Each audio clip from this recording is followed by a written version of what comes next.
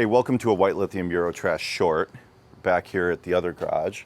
And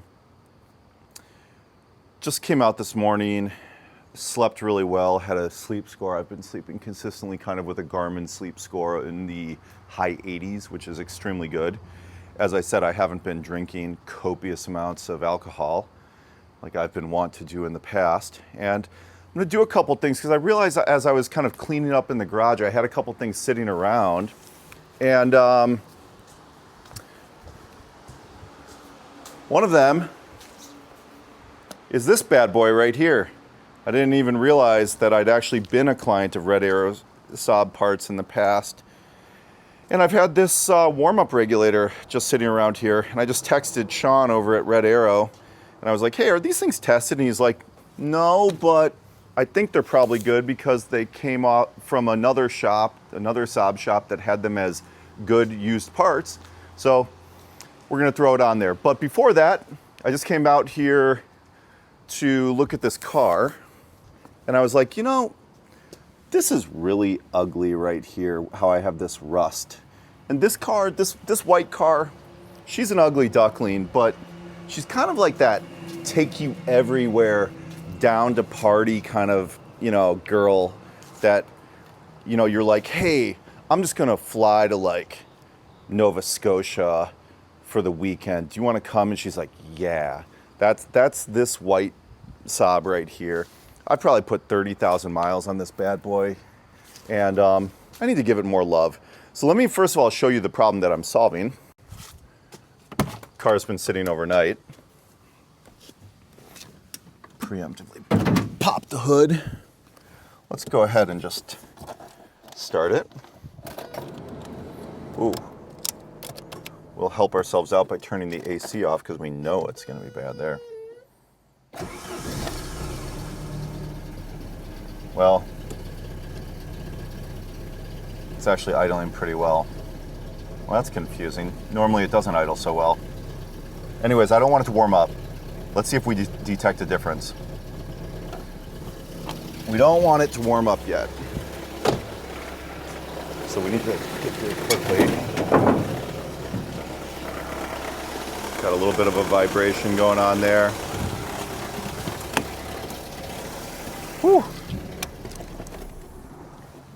She smells rich, which kind of leads me to believe that the warm-up regulator is working. So let's look at this part right here. Basically, this is a thermostatic, oh, it's so cold.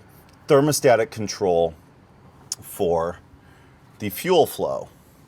And if we look right here, let's trace these hoses, okay? All right, we come over here. So this is the fuel input coming from our fuel filter, comes in here to the fuel distributor, all right? Now, comes on the center line, and it's gonna go out here, over to here, and then this is a thermostatic orifice, basically. Like there's a little thing in here that moves back and forth and controls the flow through here. Then we come back over here and come into here. Now, look at those arrows telling us which way the fuel is flowing. Okay, now that comes in, and that's actually what's going to be used to go out to the fuel injectors right here. And then this one right here, over on this side, let's see, where does that go? That one goes to this over here, which goes to the startup injector. So this is the startup injector. So right when you turn the car on, this thing shoots fuel into the manifold to give you additional fuel, okay? So I think I can develop a technique for actually correctly determining whether the warm-up regulator is working or not. So let's just look at the device quickly. So I have a real job, which if any of you have actually wondered about that, and in my real job I have to invent farm equipment. And it is a very creative job, and I have to have inspiration. because I sit down at a three-dimensional CAD workstation and I have to essentially come up with new ideas, right? And sometimes, like with my work with cars, I'm kind of, you know, basically procrastinating because I don't feel prepared or inspired to sit down and actually blast out some new designs. I've come to realize, like, the most effective way for me to be as an inventor is to wait for the moments when I feel like I have the maximum inspiration, maximum sort of cognitive horsepower available to me, and then try and work in vast spurts. And then all of the other time between those moments I spend working on cars and getting, you know, basically yelled at by women. So I look at this rust and I don't know why. This morning it just drove me crazy, and there's no easy way to get these screws out. So I think I have to take off this whole bumper. We're just gonna try and see how hard that is to do. Tell you what, if it does prove to be the case that this entire bumper is held on with 2 socket head cap screws, I'm gonna be a pretty happy guy. It's clearly, that's why nobody has ever treated the rust on this part, even though it's so ugly, is because you'd think you could just unbolt that plate right off there easily, but you gotta get on the nuts somehow behind there. All right, so we have 2 bolts right here. Okay, let's see. Oh yeah, oh, all right. In Saab fashion, I have the whole thing off. Okay, now, let's see. Oh, center of gravity issues. Let's see what we do. Oh, take off a bunch of screws. Let's get some tools. I mean, look at this. I had the bumper off of this beautiful, effective car that I drive every day in 3 minutes, okay?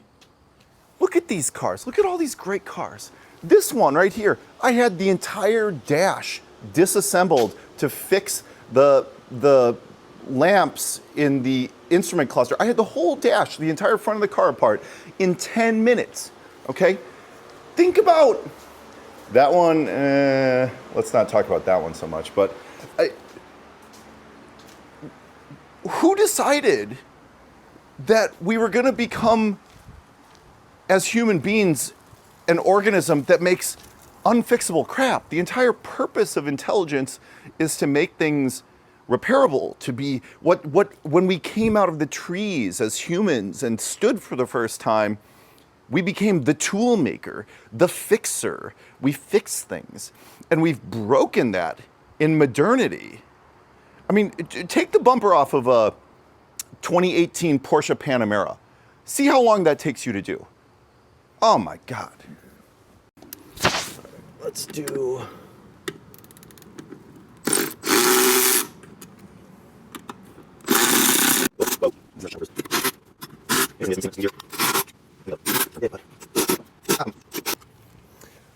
I'm missing a nut here, which is an integral part of this safety structure. So what looks like happens, let's look at the design of what Saab has done. You have the main support right here, putting these bolts in shear. Okay, that takes the load of the impact and directs it right on into the frame. You've got these other structures right here. Now look at this. You have a little rubber. Okay, this is gonna collapse in. You know, you've got this rubber element right here. You're absorbing energy, and then what is that rubber? That rubber then impacts this right here, which transmits load into the front. Ah, that is how they're getting the engine to go down under you, right? Okay, so you have this front structure right here. The load is being applied here, and you have the frame and the support below it. So in a massive impact, what's gonna happen is this whole thing's gonna collapse right here, okay? Rotate like that. Now, where is the front engine mount? Okay, let's go look at that. So you have the front engine mount, which is attached to the top of that, okay? So what that's gonna do is cause that engine mount to move downwards like this in the event of a collision. Instead of coming up into you, it goes like that. Fascinating.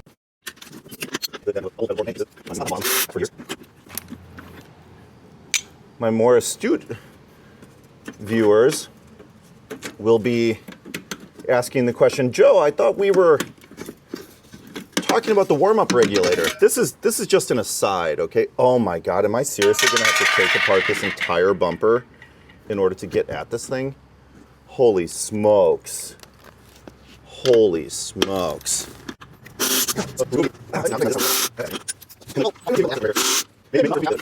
Okay, now that we have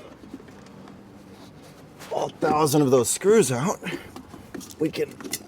can we get this out of here and finally get the rubber off of here? Oh, she's going crazy on me. Oh, what am I doing? What am I doing? Here you see more of an absolute masterclass in energy absorbing structures from Saab with these plastic components that are inside of the bumper. Very light, right? You have this aluminum extrusion, okay? But this entire system is designed to absorb energy and then transfer it into the frame, but in a very controlled way. Fascinating. I never knew all this stuff was inside of here, but fascinating. It's so much more engineered than I originally thought. Okay, got, oh, and some of the stuff is broken. Okay, unsurprising. All right, and now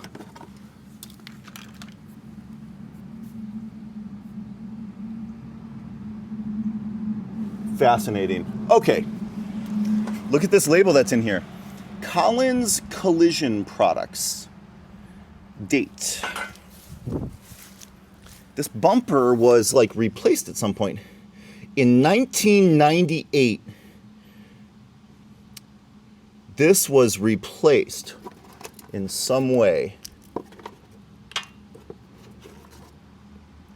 Or at least the plastic cover was replaced. Collins Collision Products. Curious indeed. And that's why I can't get the screws out, because somebody put nuts back here. It was supposed to be like this. That would have allowed me to get that out from the outside. I knew there was no way Saab was going to make me have to take apart the whole bumper to get this license plate mount piece off. Of course, and I knew that there was obviously one of these screws was not like the other, and now we've discovered why. Okay.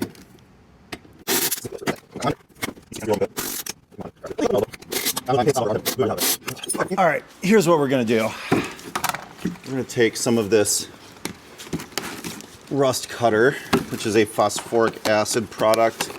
We're gonna pour it into this overturned garbage can lid.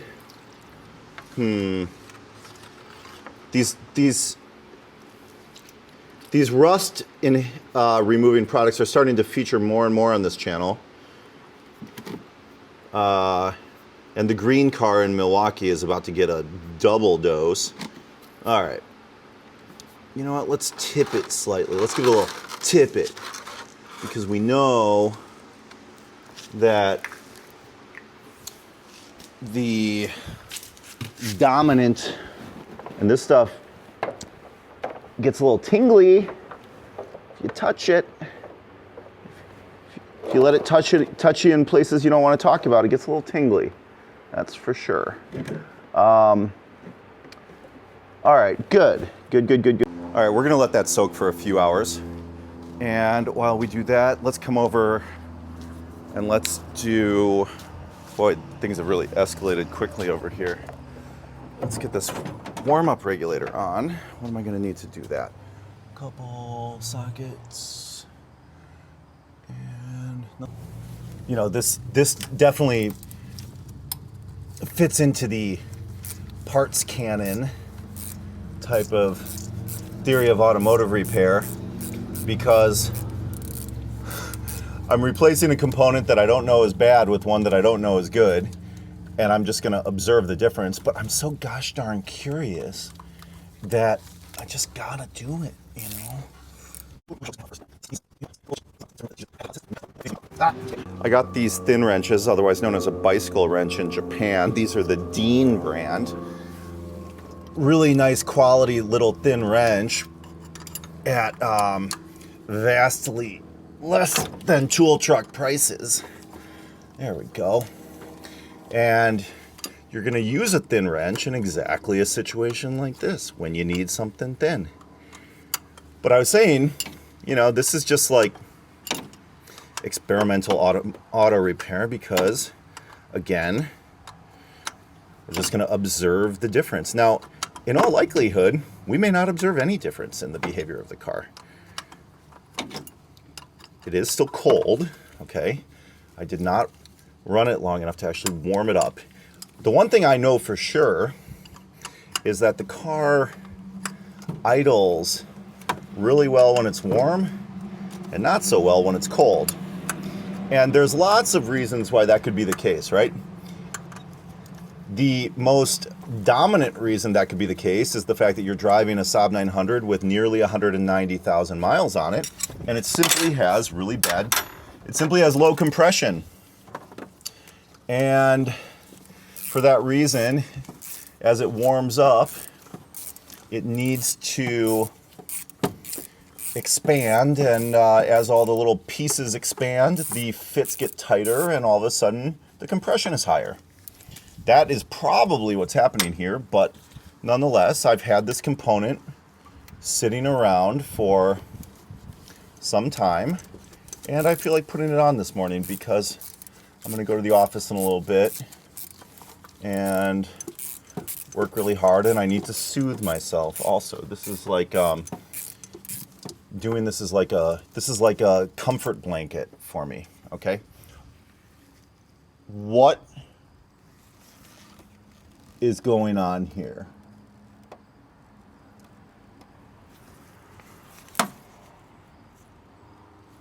Why isn't there a gasket there?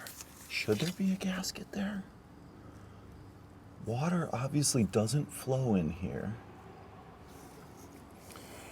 Okay, let's think about this a minute. All right, so here's the thermostat. This is hot. We have bolts holding it on. Okay. So water is not actually transmitting the heat to this element. Simply elevations in the air temperature must be, because this has a little bimetallic strip, just like a thermostat in your house would have, and it deforms more. Look up online how these work, but there's a little strip that deforms more and opens or closes this valve. I believe the way that it works. Let's find out if it's normally closed or normally open. Hold on. All right, let's go take this handy vacuum pump that I got from old Kent Bergsma of Mercedes Source, everyone's favorite Mercedes nerd. Let's just see, does this possibly hold? Oh my, it holds vacuum. Okay, so this is normally closed. Okay. Fascinating. So this is a normally closed switch. I mean, we're leaking down a little bit here, but this one holds steady. Well, okay. So we have determined that in the normal state of this switch, when power is not applied, this is closed. So let's go to the car and let's think about that for a minute. All right, let's just do a little thinking here. A little thinking and some figuring. I'm gonna turn the key to the on position, okay? Now, let's come over here and let's go to the cable that would connect to that. Let's see what do we have inside of here. Where do we have a ground somewhere here? Nothing.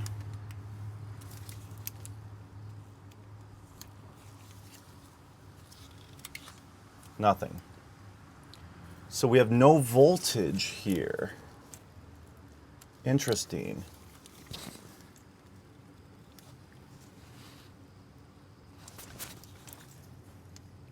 We have no voltage even with the key in the on position.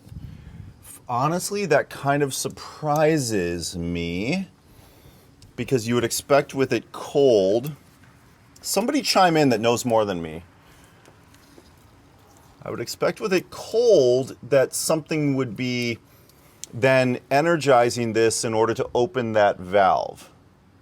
We have no voltage here. Let me just quickly, I can't start the car because I don't have the warm-up regulator on. All right, let's just quickly throw the quote-unquote new component on here, but let's think about this. All right, so let's say, hey, when, all right, let's just go and put a tiny bit of this on here. Is this on here? Is this on here?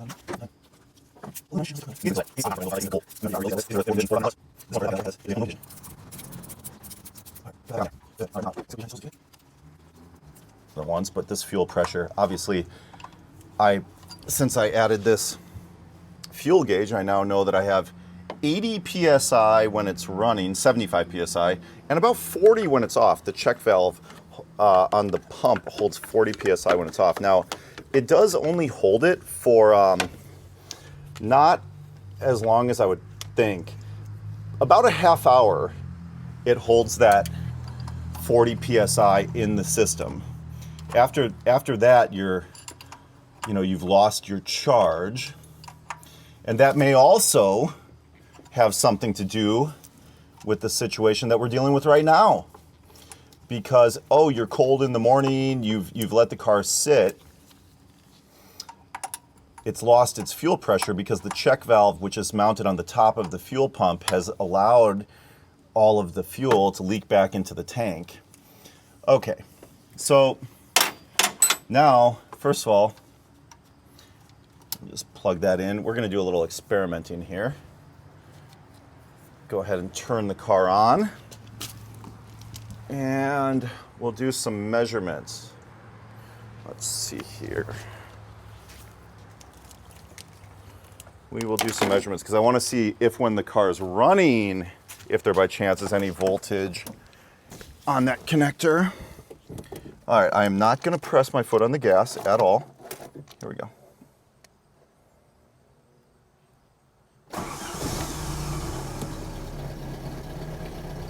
Starts right up.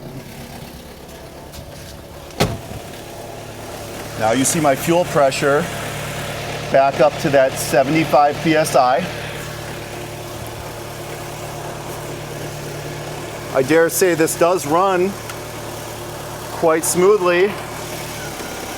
Oh, interesting. You hear that sound change. I'm like, what just happened there? Something electronic just happened. Let's take a quick measurement here. We're going to unplug this. No change when I unplug it. That says a lot.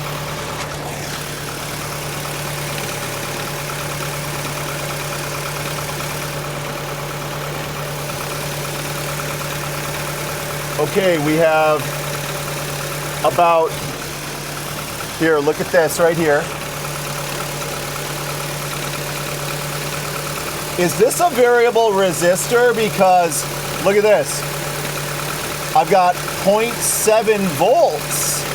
Hey, hold on. Let's get it grounded. Oh, we've got voltage in here now. Yeah, Hang on.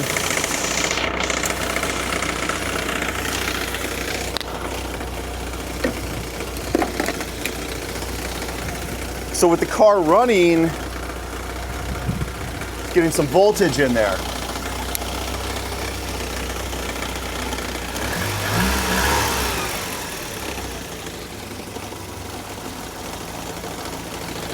This godforsaken alternator, which I replaced the bushings on it. I do not know why it's so floppy. Gonna have to look at that again.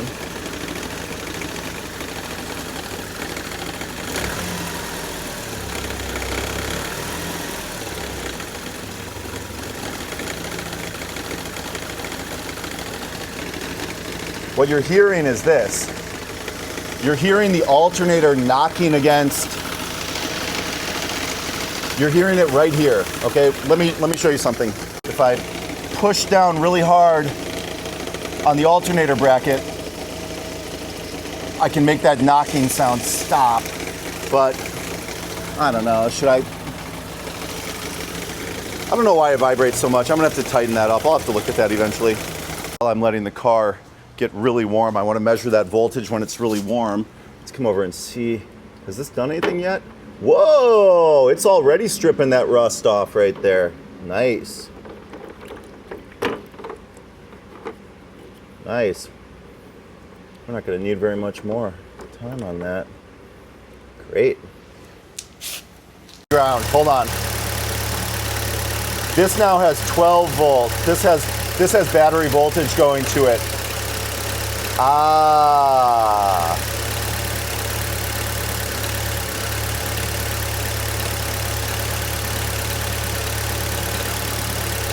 Yeah, this now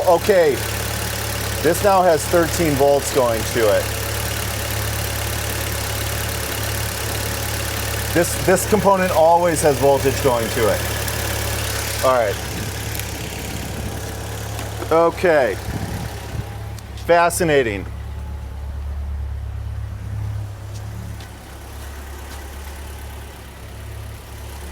Fascinating.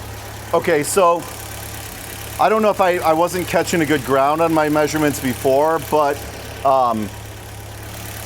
I think that you're getting constant 12 volts to that warm-up regulator. All right, I'm back. I did my actual job for a bit. Had some kind of clever ideas. Let's see how this is working. Ooh, not bad.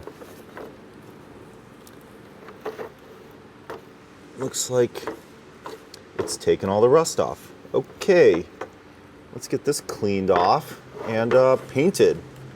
Cool. Double down with the rust conversion.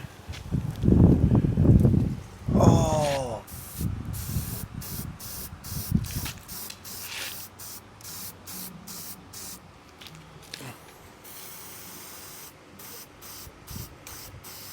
Consider this.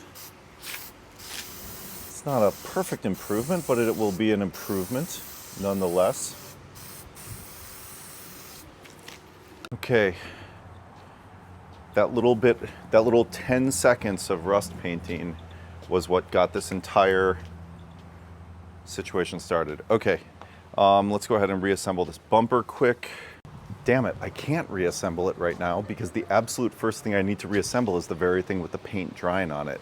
Let's move on. Of course, this stuff is absurdly expensive for what it is, so I'm gonna try and save as much as I possibly can if I get any of this in here. Oh boy. Maybe not get so much of the FOD in there, but okay. Everything here appears to be perfectly symmetric on this piece at least, so I think I can put it in anyway and it should be okay. Let's see what we got. Hey, how's it going? Hey, I'm filming a video for White Lithium Eurotrash, so shoot. Actually, let's do this. What are you doing? I was fixing I wanted to paint this piece that was rusty, and then it basically ended up snowballing on me and turning into this massive, massive project. So, you want to run the camera? It's going right now, actually. I see. Okay. So, basically, these structures right here, see these honeycomb structures? Can you zoom in on these? These are like made so that if you have a collision, they like crumble and break into a bunch of pieces and absorb energy. Because, you know, when a car gets in a crash, you don't want it to be very strong. You want it to be strong in exactly the right ways so that it basically takes the energy from the collision, which is kinetic energy. That's the energy of something in motion is called kinetic energy. And I'm gonna go inside. I'm drying up first. okay, I've been at pool for way too long this week. okay. Oh, it's already at no. And yeah, yes, that's right here. Can you feel that one time? This is right here inside. No, hole. Yes, oh, this. So, these pieces, that is here. You get it all over. Hold on. Move. Okay. And so this assembly is not now. When we move these course. So here, see what hit. Back on the side. Right in. Oh my God, this is a juice ain't worth the squeeze. If I could turn back time to this morning when I was like, you know what, I'm gonna take that little piece off and repaint it and make that thing look better. If I could go back to that time and redo and tell my past self what was gonna be involved in this, I would have told myself, this is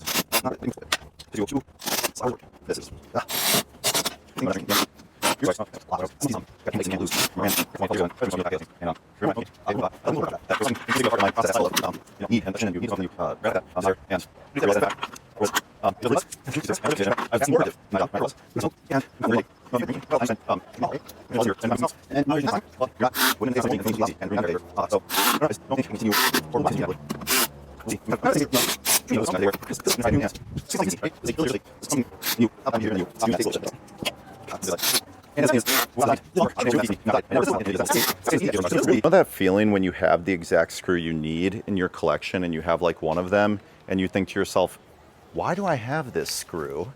Yet you're totally missing the exact screw and you're just like, well, this is not the screw that was on here, but it's a very, very similar screw that I have no idea where it came from. And it is a number 2 instead of a number 1. But at least we will have all the screws there. When you see the way this assembly is put together, you understand why the tolerancing on the vertical bolts, which are in shear, holding the structure on, need to be so loose, because you just have so much tolerance stacking in this entire assembly. Let's just put this thing back on and let's move on with our lives. All